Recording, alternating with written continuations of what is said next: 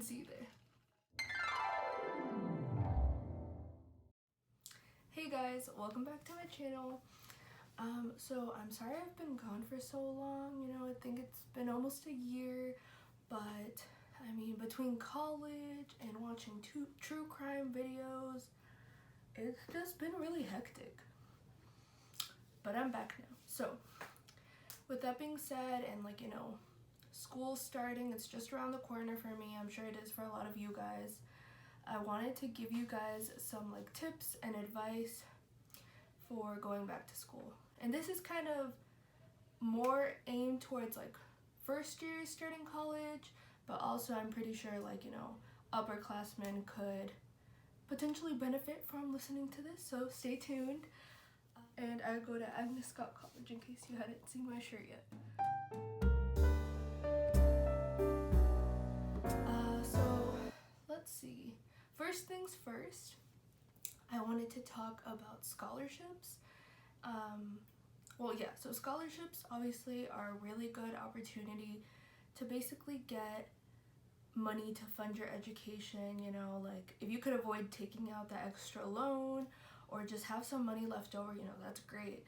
And especially for high school seniors, I feel like that's when the best opportunities are presented to apply for scholarships, so definitely do that if you are able to, because you'll really thank yourself later.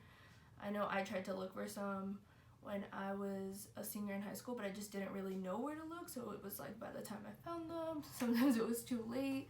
So yeah, so definitely I would recommend looking at, let's see, like College Board. I know you can make like a profile there, and it'll basically make you a list of scholarships you specifically are eligible for, so that's really helpful. DACA Scholars has a lot of scholarships for DACA students or undocumented students, so that's great. Even looking at like local scholarships or like, you know, specific to your county, specific to your state, sometimes that can be really beneficial, because I know these like national scholarships like QuestBridge or other, you know, very well-known scholarships are a lot more competitive, but if you look at more local ones, you have a better chance of getting one. So look into that for sure. The second tip I'd like to give you is regarding move-in day / like orientation weekend, depending on how your school does it. Why are they screaming? Okay, anyway, so orientation, last year it was definitely super hectic, and you know, like all these types of emotions are floating around, a little bit of drama is starting.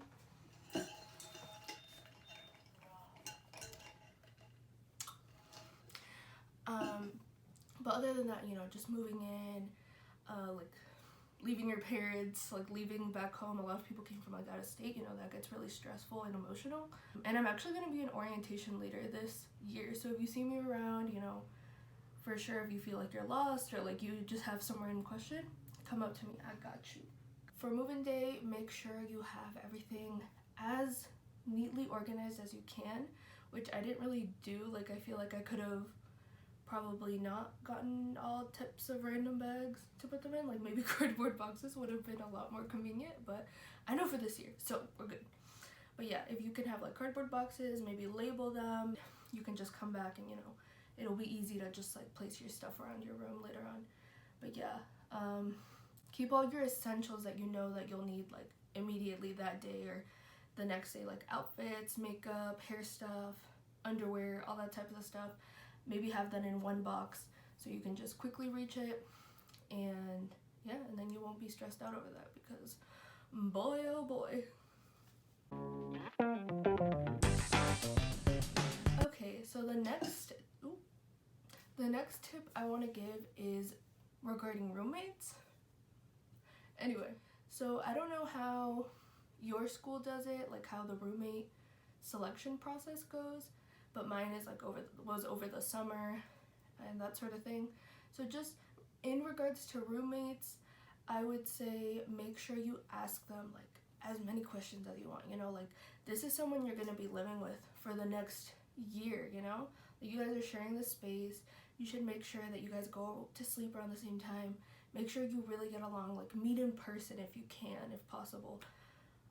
because then you'll really get a sense of like who this person is. Like, will I actually be able to live with this person? Do I have enough time to look for someone else? Like, that sort of thing. So don't just base it off of interest, base it off of like living habits, because it might just be harder to live with someone if they don't have like the same cleaning schedule, or like if you have early classes, they have later classes, it might just not work out. So make sure to double check that for sure, and see if you guys even have any of the same classes and you already have like one friend to start off the year with. So for the fourth piece of advice, I guess this could also tie into like orientation weekend, because it's a great time to meet people, like talk to people, make new friends. But in any case, like even throughout the school year, when you have that friend group, maybe try not to stick just to that friend group, because you have like, in your first year, you have this awesome opportunity to meet so many people from different backgrounds, and it's just a really cool experience. So don't just bind yourself to one little friend group. Like, maybe they can be your friend group that you sit with at lunch, but any other time, try to converse with people. Like, they're just as nervous as you are. If they see that, welcoming face, they'll feel a lot better in that environment, and I'm sure you will too. So go for it.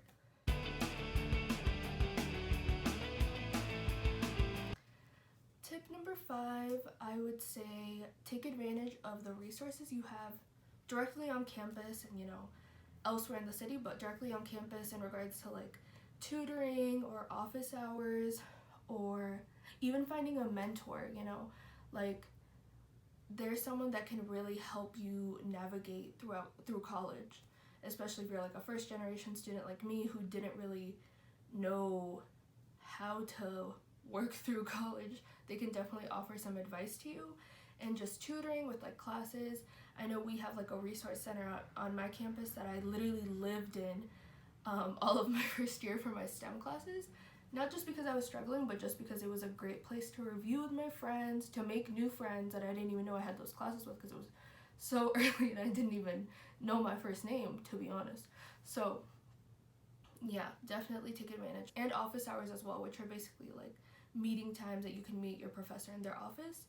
Just send them a quick email, make sure it's okay to come during that time, and just walk right in. Yeah, it's good to build that relationship with your professor, and it's even better to have the person whose test you'll actually be taking to actually know what information they want you to know. Tip number 6, I think, for me would be to get involved on campus, get involved in organizations, clubs, volunteering, those sorts of things. But make sure you don't get too involved. I know at my school we had like a club fair, organization fair type of thing, where they had tables set up and they had representatives or like exec members from each organization or club talk about what the club, was consisted of. And yeah, that was really helpful. So, make sure you go around to as many of those as you want, but then at the end of the day, try to narrow it down to max maybe 2 clubs, because even though you might think that you can handle doing like 5 clubs, realistically, on top of your schoolwork, it'll get difficult. And then also keep in mind that club meetings or club events might overlap, just because that's just how it works.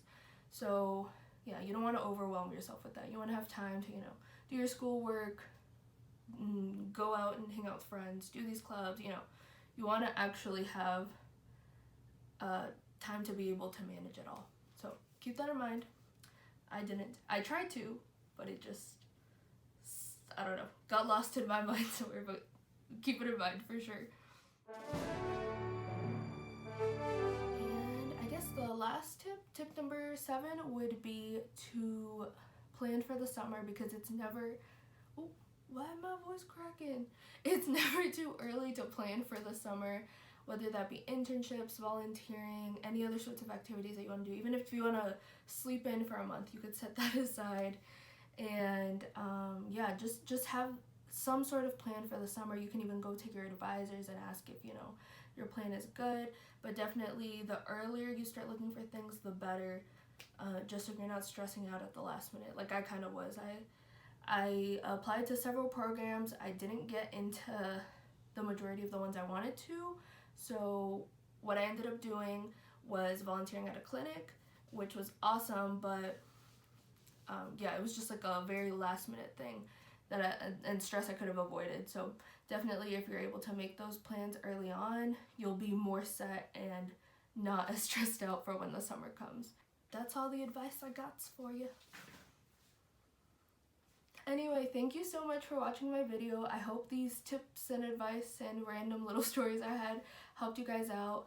For sure, if you have any questions, you can reach out to me through Instagram. I think my handle is Jimena_SassyPants or something along those lines. I might link it in the description below. Or you can reach out to me through Facebook. I think my Facebook name is just Jimena Guillen. But yeah, I'd love to answer any questions if any of you first years have any, or even if you're in college right now and you have any questions, I'll do my best to try to answer them. But I hope this was really helpful for you guys, and stay tuned for my next video. Bye!